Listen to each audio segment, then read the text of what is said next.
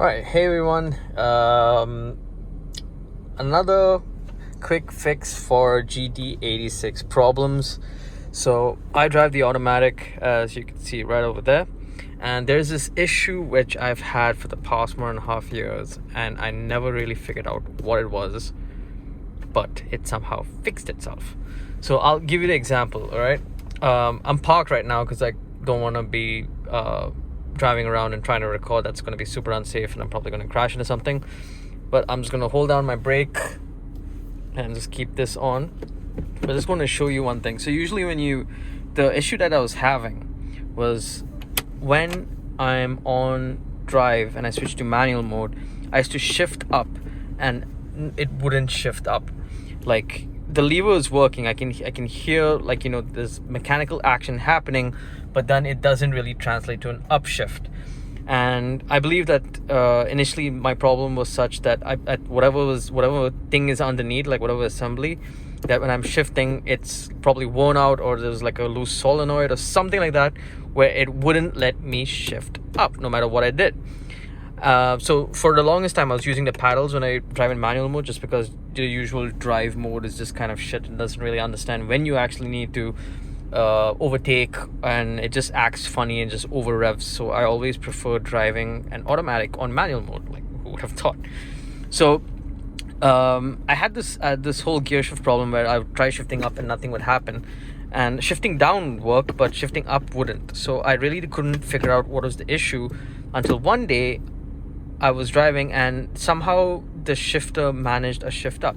So what I realized is that if you have this problem, and if it's nothing else, if you've you can try this probably first, because this doesn't require any sort of disassembly of this whole thing over here. It doesn't require going to a garage, doesn't require popping the hood. It's something you can do in your car while you're driving. Obviously, probably do it on a back road where there isn't too much traffic. So if you do miss a shift, if you do miss a shift, or you can't shift up, you're not going to be causing an inconvenience for the people behind you.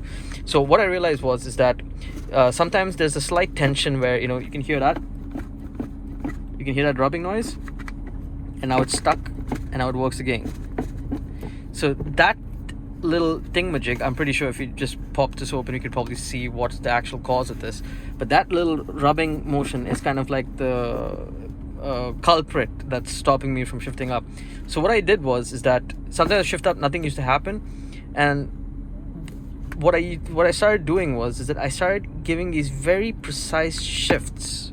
All right, I'm putting quite a bit of force right now because it's not shifting up because of whatever reason down there.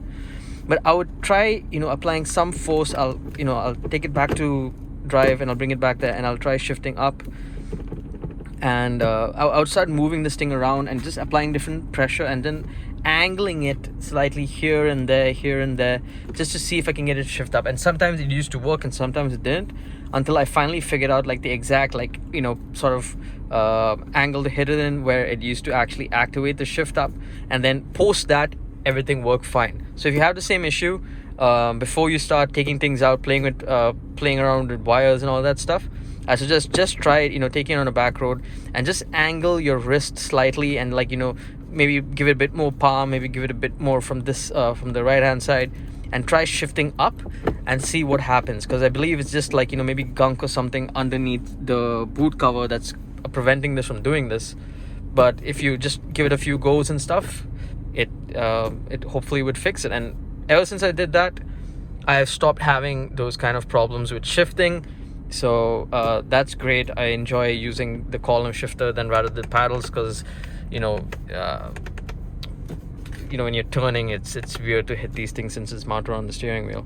But so yeah, that's it, and I hope this helps somebody, because it was a really annoying problem, and I'm just happy that's stopped now. So thank you guys, and we'll probably do more GT86 videos soon, waiting for some upgrades. So until then, bye.